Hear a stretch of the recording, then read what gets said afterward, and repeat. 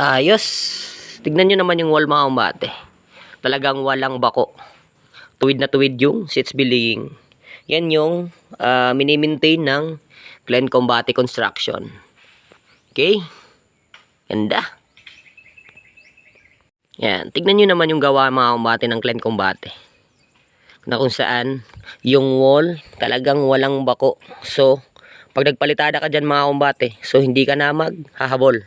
Yun yung pinupurso ko lagi o sinasabi ko lagi sa aking mga tropa na sa pagdating sa trabaho dapat ayusin talaga mga kumbate. Hindi po pwedeng porket nakapag-sets bili ka na is yun na yun. Hindi po pwede sa akin yan. Ang gusto ko straight at pulido para pagdating sa finishing hindi ka na maghahabol. Okay?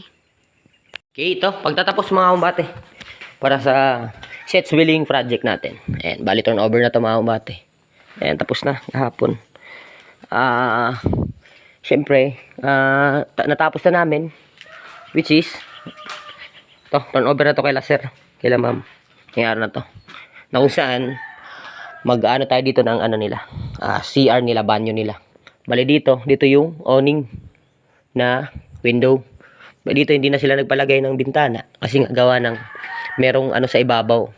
Pag malakas yung ulan, syempre dito yung bagsak. Kaya pinasarado lang nila dyan yung wall. Dito naman yung pinto. Na kung saan, ito yung ano, sinasabi ko kahapon na hindi na kailangan ng kalang pag ganyan yung ginawa mo mga kuwate. 2x6 yung ginawa ni Kilkaren.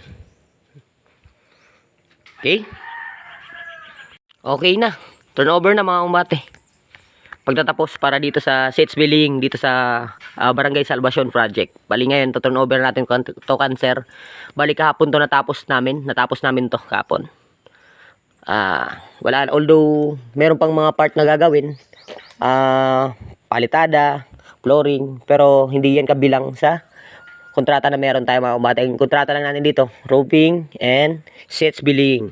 So ito, papabalikan to ni sir kasabay ng palitada dito sa loob at labas at saka flooring dun sa may labas ng bahay nila. Malaki-laki rin to mga kumbate.